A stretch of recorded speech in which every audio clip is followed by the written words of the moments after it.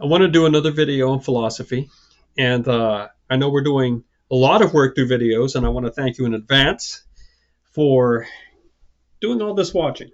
And it could be easy to kind of tune out, I guess, after the video starts playing. I don't want you to do that. In fact, if you can, obviously definitely pay attention. But if you have a little notebook or something, a piece of paper and a pen or pencil, it could be a reflection journal. It's very important that you take that reflection journal seriously. That's how you take all this flood of information that these videos and the manuals give you, and you try to filter it through something so that you can distill and pull out principles and thoughts that you want to remember. You're not going to remember all of this. So hopefully the method of learning gets inculcated and practiced by you, but the journal should help you write down material that you want to remember. And so maybe you can pull that out and write this down, because philosophy is very important. I would never recommend anybody to become a professional philosopher in this day and age, because academic philosophy is too much entrenched in publishing and in trying to become an original voice or an original thinker, especially at the research universities on the tenure track level, which is the highest level you can be at as a professor. And at that point, you're simply trying to find ways to contribute to the body of knowledge that's already out there. And there is a huge body of knowledge out there. So sometimes the stuff you come up with is tenuous. Now, what I mean by that is kind of stretched thin. It's desperate. It's not what you need to know to make it through life. Now, but I do believe that you have been given a mind that is logical and philosophical, and your mind wants solutions and answers to the existential issues that you begin to feel as you come of age. So some of us feel it earlier. The notion of what in the world is, why is there death in this world? Why what is this thing called separation or loss or displacement or memory or illness or beauty or truth? These things can be overwhelming when you start thinking about it.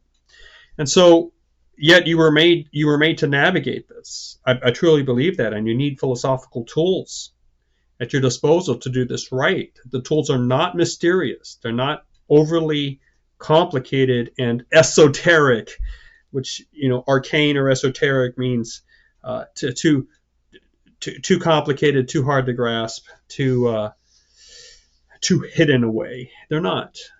You are a philosophical person. The thing is, you need to train yourself, as all skill is. As you grow and you get stronger, you can get better at this. Essentially, I think that you get the core activity right, but you need to then practice, watch out for common mistakes, learn how to recognize them, learn how to start lines of argument in your head, learn how to make good definitions, learn how to use law. We'll work with these things as we continue on through the manuals, but this is going to be a big part of it. And I choose to really do this through video more than through text. It would be very easy for me to say, oh, read the first 20 pages of Descartes' meditation, or read Plato's Republic, and then I'm like, well, I gave them an assignment, and you might be, I'm lost at sea. What is this? And I feel like it's better that we pick a simple passage through some of the core ideas. We're moving kind of quickly. This is not the only way. This is not the only path through this terrain, but it's one of the paths. And then as you get this and realize how to walk in this area, you can go back and start again with another path, and I can help you with that, but that would have to be outside of the manuals, or in maybe if you decide after you finish the Associate of Arts to go on to the Bachelor's of Arts. And if you want to work with a concentration in philosophy, I'll be happy to help you do that. But my thinking is everyone needs to be a philosopher. Nobody needs to be a professional philosopher. All right, so let's get back on track. All right, let's talk about what we need to talk about here. I hope all of that just kind of convinces you to pay attention, okay? All right, now, Descartes brought us to the point where the whole experienced world could actually be happening in your mind. You could be a brain in a vat. So, if you want to read about this online, you need to use the terms the mind-body problem or the brain in the vat problem. Okay. I think next term you're going to watch The Matrix. The Matrix is basically built on this premise that the external world is a controlled fiction fed into your mind. And Descartes is going to say there's really no way that you can disprove that. It's not necessarily a sense of proving that that's the only scenario. It's that you cannot disprove it, that it might be. We're not talking about certainty here in terms of this is what's happening. We're talking about the live possibility. This is a possible scenario, and you can't prove that that's not the case. Okay, so you have to kind of run with it as a possible situation that you might actually be doing. Okay. Now, again, to live life on an everyday basis, you don't have to like really think about it. You just go live it. But when you actually sit down later and say, well, how did I experience the world? What really happened there? Is this bookcase really here? That's the point. That's the issue of there's no way you're going to be able to show beyond a shadow of a doubt that thing is really there. It really might still be a creative fiction by an evil demon, or or just a divine intelligence. Remember, the word demon is not necessarily an evil thing. You need to look at the word root. As we go through the associative arts program, I'm going to be telling you to look at the etymology and the word roots of many words, and they don't always provide information for how we're currently using words, but often it's interesting, and sometimes it actually does help clarify a notion, and the notion still is at play in today's current use. So, it would be good for you to look at the word daemon, Daemon, and see what that means. And the Descartes' demon. It could be creating that bookshelf. Could be a dream. Could be all sorts of things. And even if you believe in the existence of it, you do have to admit that you're not really getting any felt sensation that it's coming through your fingers into your head, right? So there is a scenario where the sensory organs are feeding you the information of the world, and it's the construct and the 3D placement. In other words, it is your brain, your mind, if you will, if you want to go that route, the mind that is creating this physical phenomenon that you belong in, and is producing the 3D effect, correcting the flipped version that the optics are giving you in your mind, making you feel at home in terms of movement and the feel of the gravity, the feel of the air. These things can be psychologically originating from the psychology, the psyche, the mind, right? And so when that's the case, all right, all of a sudden, someone might say, well, what really is reality and what is truth? And how do we know? Okay, so remember, I don't know if you should kind of, hopefully you remember some of the terms earlier. Ontology is the study of reality. Okay, epistemology is the study of knowledge and how we know. And the whole question of what is true, kind of reaches out and grabs ontology and epistemology and kind of brings them in for a hug, because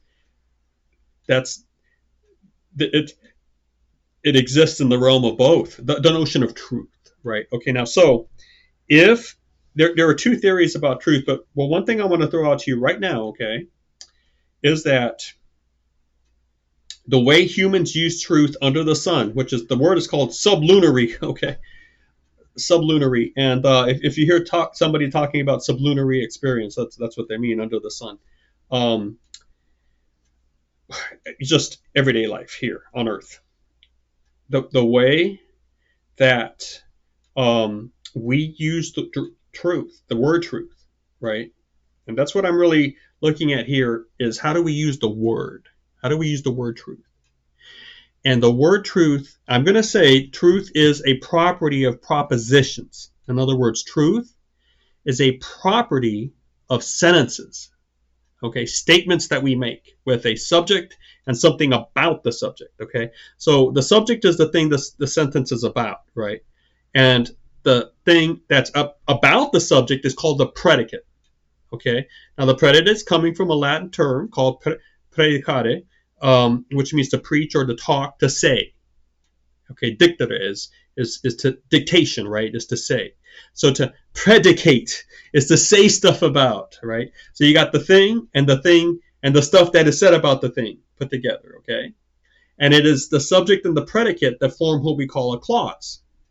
And I'm using the word clause here as synonymous to sentence, okay? Now it's or proposition, sentence, clause, proposition. I'm using them all synonymously, okay? So the subject and the thing said about the subject, okay? Now, truth is a property of that. So that proposition is going to have a truth value. It could be true or it could be false. So falsity is a truth value because it's part of the question: is this statement true or false? Okay, so when we're asking that, we're trying to investigate the truth value. There are two truth values. One is verity, when it's true, it's veridical. All right, it's and the other one is falsity, when it's false, true or false. Those are your two truth values. And statements have truth values. Okay, so and I'm saying only statements have truth values. Now let me illustrate that. Let me pull. This little nook right here is my collection of comics. I'm really into Little Abner because this guy, Al Capp, who wrote Little Abner, wrote like 30 years of stories, and to see him come up with new adventures every day is to watch a genius at work. So I like to see the creative. And so I'll pull one off. Let's go Little Abner. All right, here we go. Poor Salome is about ready to get her head chopped off here. Okay. All right. So, I'm gonna give a statement.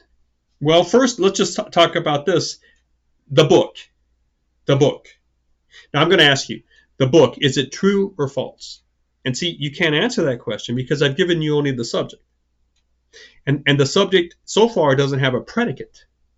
Now, I can include some things about it, but I can frame it so it's still part of the subject, like the book, the paperback book. So all of a sudden you get a little more information. It's made out of paper. Okay. But that's still not the predicate, okay? Because when I say the paperback book, true or false, you might be, well, what about it, right? Or if I were to hold this is funny. I'm going from Al Capp to Einstein, Edison, but I think they're both just as smart. Edison, this is a hardback book, okay? So if I were to go the paperback book, you might be like, well, I'm a little confused. It looks like he's holding a hardback, but maybe he's talking about one of these, and especially if I were to go like the paperback book, true or false? True or false? Come on, tell me, true or false? I think you'd have an issue with like, well, what does he ask? Or I'm confused, right? So because I still haven't given you a predicate, even though it looks like I'm using some, like this isn't paperback, so there's some confusion. Now, if I were to say this book is a paperback, and you can tell that it's a hardback, then all of a sudden I've given you a subject, this book, and a predicate is a paperback, and then you can look at the sentence, right? And then you can look at the book, and you can see if they match up. If they match up, we usually call it true. If they don't match up, we call it false. So if I go, this book is a paperback, then, you can say false to that, right? Or I can say, well, I think that's sufficient, right? This object is a giraffe. True or false? False. This object is a turtle, a wooden turtle. You go true. Okay. Now, and that's how we use the word truth, just out there in everyday life. Okay. Now, if that makes sense to you, then what that's called is the correspondence theory of truth. Okay, you need to remember that term, or the correlational theory of truth, because it correlates. Correspondence, it corresponds, it correlates. I think a lot of people refer to it as the correspondence theory of truth. These are not terms I'm making up. That's what it's called. So the correspondence theory of truth says the statement that is uttered matches reality, that the stuff that's out there, then it's true. It's true. It's as simple as that. Okay. Now, let me take a really quick break and say when you have a very powerful being that can say words and the words cause things to pop up into existence. Okay. Now, this is the Judeo-Christian God. You read the beginning of Genesis in the Torah in the Christian Old Testament, which is basically an English translation of the Torah. Um, then you see that God spoke and the world came into being. Okay, so there is a sense that Western thought philosophy has a very central idea. You might not like the idea, other people do, some people do, some people don't, but God, if you don't actually believe he exists, you must cede that he exists as an idea in Western philosophy. And also you must also understand that a lot of people believe he exists, God exists, because of the way they think, the way they just find belief in their heart. Okay, and they believe that. But then they also see God working in their lives, and that backs up their belief. But anyway, the point is, this God is represented through the text that we have as being able to speak things into existence. So there is a sense, a very powerful, dynamic, living sense that this God is truth, right? Because his words are always going to match reality. And so I want to bring that up, and then as a sort of a very unique, let's say proto version of truth. Proto being like the first version, because we cannot do that. We can't just speak something into being, but God is represented in the holy literature that we have as being able to do that. So there is a sense that God's relationship to truth is a very aggressive, intentional, kinetic, active, creative power. There's power there. So there's truth and power that is linked up, and that is something that is ascribed to the divine. Now let's back down now and say that's that you might want to look at the connections there, but really the way we're doing it here is we're just matching our statements with what already exists. Okay. Now, if we're talking about the future, we don't usually say it's true or false. We predict it or we promise it. Okay. But that mood is sort of a subjunctive mood or a promising mood. But the indicative mood, and you can look up, maybe those of you that know grammar know the indicative mood, right? That means that, the here and now, the hic et nunc, okay, hic et nunc, here and now. The here and now means, this book has a red patch right here, true or false? Yes. Okay, so now, if you want to look at the etymology of the word indicative, it is coming from the word indicate or index. Now, we call this the index finger. Index doesn't mean finger. Index means pointer. Remember the index sign? We used it. The Romans called this the index because they used this finger to point. Now, some cultures use the thumb to point, believe it or not, but the Romans used the finger, so that's how come we call it the index finger. But what we're really talking about when we say an index is pointers, okay? So the indicative mood means that you are simply taking the sentence, understanding what it says linguistically or semantically, and then once you have that understanding, you point to reality and say, yes, it matches up. Now, that's a very long-winded explanation, but I do want you to say that's the correlational theory of truth, the correspondence theory. Now, there is another theory of truth out there called the cohesion theory. And that is when you say, look, I don't know if that thing is really there, right? Well, let me get back to that, but let me just illustrate the cohesion. Let's talk a little bit first, and I'll bring another simpler example in. The cohesion theory of truth says, look, you got propositions, and in fact, you got like a lot of propositions out there. If you got a lot of propositions and you put them together in like a system or a book or a manual, okay, and people accept this, then when you have another statement that you put in there and it agrees with the propositions, it doesn't contradict anything, it doesn't make one of them become a lie, it works with the other propositions that are there, it agrees with the statements, then we're going to say that proposition is true. Okay, now this is complicated, and the word for this theory is called the cohesion theory. Okay, or the coherence theory. Coherentist, if you want to, that's the person that believes this. The coherent theory of truth, the cohesion theory. I like to say the cohesion because we're talking about how these statements cohere together. Okay, how they link together. Now, if you think of a puzzle, right, and the puzzle is sitting there, and the puzzle has a certain number of pieces, and if the pieces fit, the piece belongs in the puzzle. If the piece doesn't fit, maybe it's from another puzzle, or maybe it's something wrong with the piece. But when a piece fits, that piece is fitting into another system of pieces that interlock a certain way, and when the interlocking happens correctly with this piece, you got the fit. Okay, and once you get the fit, maybe you start getting together the information that the picture of the puzzle was relating to you. Okay, that is in essence the cohesion theory of truth. Now look, I'm making the video, I'm standing before you, here I am. Okay, now why do you believe I actually exist? Well, let's look at that question two ways. Why would I believe I actually exist? Let's say that I needed to go to the federal building for the state of Ohio. That's where I am, and maybe I needed some state aid or something. Okay, and the state has a lot of ways to help you. Or let's say you needed a driver's license, or whatever, you needed to get into the state system. Okay, many for aid, for benefits, whatever. Many systems like that are going to say, we need to see your birth certificate. We need to be able to look at a document that certifies.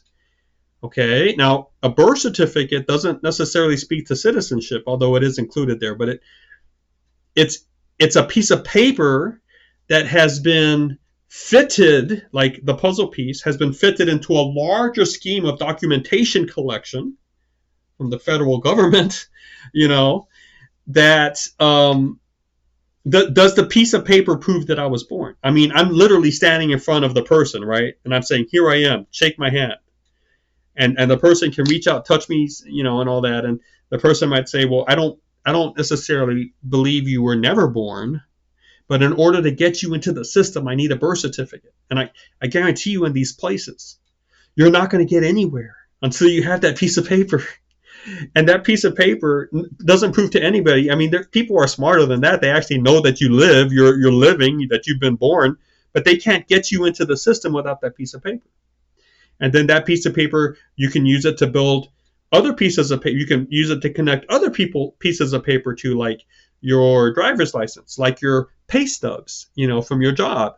And then maybe you can collect some, I don't know, whatever aid for paying your heat bill, or Medicaid, or and then when you die, you have to have a piece of paper that closes it all out, the death certificate. And until you have that, the insurance paper is not going to pay it out. I mean, the insurance could actually be looking at your dead body, but until they get the death certificate, they're not going to pay out. Okay, so there's this notion of, we have a system of rules. And the system of rules is going to guide action. Okay, and if your statement fits the system, then the actions follow and your expectations are met. All right. Now, we don't care. The point here is not whether or not this accurately represents truth. Okay. The point is that the system is agreeing with itself. Okay. And the expectations you have for how that agreement happens are being met. And you can predict that. And then when it happens, you can work with that because you prepared for it. Okay. So now sometimes, every now and then, you see this, right? You see it that they're not really concerned about, the truth on the ground. Like an insurance company might say, well, look, you get into an accident or whatnot, and the car is still drivable, right? But I mean, it's smashed up, right? And the insurance company might say, well, okay, we're going to write you a check for this, and then we're gonna close the file on this. Okay, you can't claim anymore. You can have one claim here. Let's get it going. And they might write you a check for $5,000. And then, it's up to you. You can use the $5,000 to go buy another secondhand car or to fix up the damage, or you can live with the damage and use the $5,000 to have a vacation. the insurance company doesn't care. They'll tell you they don't care. All they want to do is close the claim, close the files, and they're going to give you the $5,000. What you do with it is up to you, but their obligation to pay out that money has been met. So I was talking to a person 2 weeks ago that very thing happened. Accident, $11,000 damage to his truck. He's fixing it himself. The insurance company knows. He filed the claim. They sent him a check for $11,000. Okay, so they don't. Teaching is like this. I mean, to get into a certain job, you have to have certain degrees behind your name. Okay, if you have those degrees, you can automatically compete for the job, even if you're the worst teacher on the planet. Okay, you got those degrees, you can qualify for the job, and you might get it. Sooner or later, you might get a teaching job somewhere. Okay, but if you just have the paperwork, right? Now, for the system, fraud is obviously present because people are tempted to fake the paperwork. Okay, but that's the cohesion theory. All right, cohesion theory of truth. Now, how does it work, in real life? Okay, how does it work in real life? Well, see, a cohesion theory has key cornerstone propositions that really are there, right? And so you might believe that all things happen for a purpose, okay? And you might have statements, propositions, verses, chapters that build this up.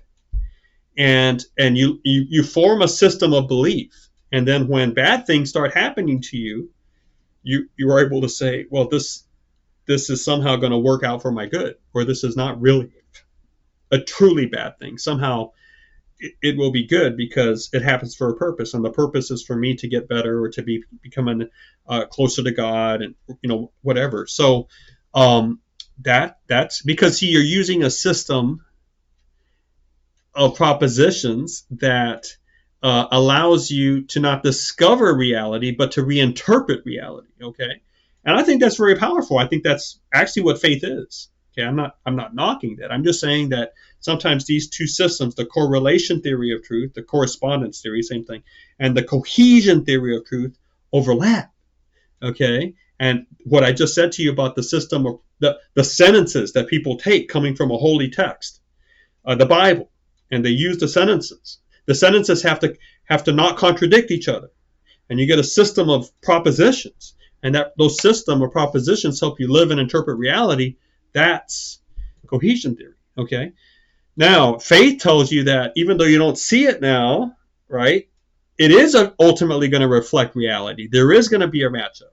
So eventually, or if there never is really going to be a matchup on the physical world, you say in heaven or in God, everything is going to be fixed because God can just speak it and speak the correction into existence. So that there is an overlap there between the correspondence and the cohesion. Okay, but there's something else. Let's go back to Descartes. Okay, Descartes introduced the notion that nothing here that you see with your eyes might actually exist on its own. It might be a vision that you're having.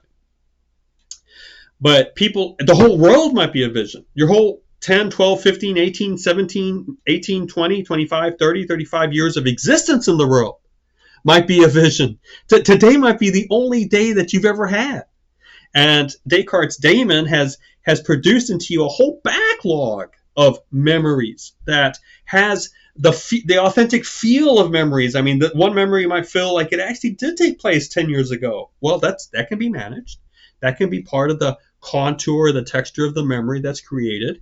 And some other memories are more vivid and recent, and they might feel a different way because you think that they just happened a day ago. But in fact, the whole packet might have just been given to you today, 10 seconds ago. You think you're 25 years old? That's just a feeling. And you might have sprung into existence just 10 seconds ago. And you cannot prove that that's not the case. Okay, so there is a sense where you got this matrix, all right? You got this structure that you're in. And the structure produces expectation for you.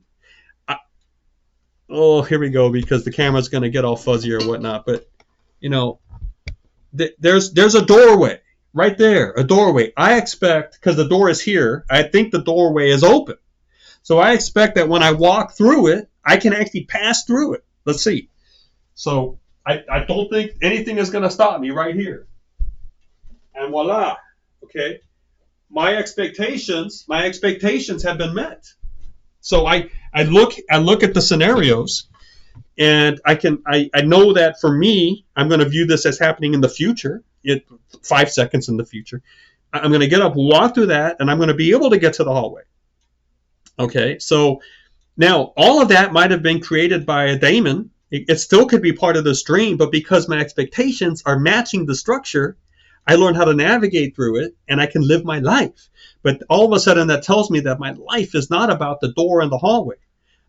All that was about was movement. My life then is about movement. And what does movement actually do? Movement tells me, because it has to happen in the way it happens for me, where I get up and I put one foot in front of the other, that movement for me is very slow. Whereas a divine presence might have movement that is instantaneous from one point of the universe to another. So that little discursion right there did one thing for me. It proved to me that I'm not God. And if you think about it, living in the physical world, that's what it does. All right, it proves to you that you're not God. Why in the world do you think you had to eat supper? Why do you think that you have to budget time to get in the car to drive from here to there? Why can't you just show up? Why do you have to go to work to get the green stuff, to buy the gas for your car, the food, right? Because you can't speak it into existence, okay? You are trapped in a cohesion system that is designed to teach you one thing, okay? You are not God. So a lot of humans struggle with that. If they don't have a theology that allows them to accept that, they might become enemies of God or enemies of the system. They don't like this complete dependency. Okay, to depend is to hang down upon someone. In other words, this watch is depending from my finger because it's hanging down. Look up the etymology of the word depend. You will see that it means to hang down. Okay, so when you depend on somebody, there's somebody above you. There's somebody superior. And you are not that person. If you have to get up and walk through the door, you're not that person. Okay, if you have to study, right? If you have to learn things, you're not that person. The matrix or the cohesion, right? Because I'm not telling you what I believe. I'm just saying if you're going to go that route, if you're going to call this cohesion, then it begs the question, why is it existing? Why is it here? Why is your mind? You might say, well, it's coming from my mind. Well, why is your mind creating this? Okay. Now, really quickly, some people that do believe that, now they might not know how to express it. Okay, that's the virtue, and I think that's the benefit of studying philosophy, is you get terms that allow you to express and to carefully look at beliefs that might be hidden in you for a long time and driving you. These beliefs are guiding your actions, and you don't really recognize them because you don't know how to express them. You don't have the grammar that you need. But people that actually believe in the cohesion theory of truth, and that the cohesive structure they're in when it comes to the universe is coming from their mind, then it makes sense for them to try to change reality by thinking positively, the power of positive thinking, or thinking about your cells in a very deep way when you're trying to get this so-called quantum healing. Now, that's just a hyperbolic, because quantum refers only to the electrons, protons, neutrons, the quarks, the mesons, the muons, the very, very, very small pieces, okay? A cell is never going to be a quantum mechanism.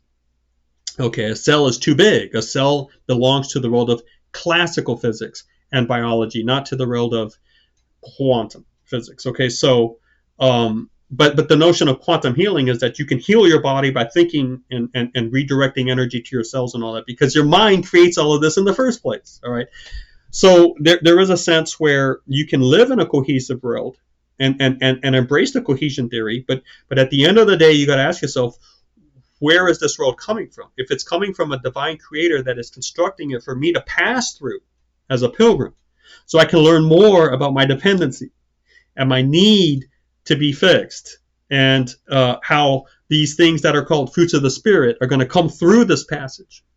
Okay? And that one day I'm going to be done with this construct, and I'll have a grander, better world to live in. that's cohesion theory that I think shines forth with a glorious, hope. Hope. You can have cohesion theory that is grounded in a material origin, and I think it just, at the end of the day, makes the problem worse. But we're reaching the end. This is one of the longer videos. I apologize, but thank you for watching. Okay, thank you for watching. Remember these terms: correlation theory or correspondence theory, same thing. Cohesion theory or coherence theory, coherentist theory of truth. I know these are fancy words, but these are the words that are already in use. I'm not making this up. Okay, correlation theory, cohesion theory, two theories of truth. I've introduced a third one on top. I haven't seen this in print anywhere. I haven't seen it connected to the theory of truth, but this is the person whose words create reality. Okay, this is the mind whose propositions have an agency, a power. And what happens is in the correlation theory of truth, the material things exist first, and then the statement comes later and tries to match up, either yes or no. For the cohesion, no one really cares about what actually exists. It's just, do these statements that we have, that we've embraced, that this culture has embraced, it might change in 100 years, but this statement that we call facts, do they agree with each other? And when I enter into that realm, as long as, well, I got a little too excited there. As long as the facts I interject here match the other facts, then I have the right to expect behavior and results, input output thing. No one's really asking if this is real, although some people try. However, the power version of truth says that the statements create the reality. Okay, and I think that in the Western Hemisphere, you have one person that does that. This person is traditionally called God. So kind of two theories of truth that are out there. I've kind of thrown a third one in there so that you can think a little more complicated in a more complicated way about this.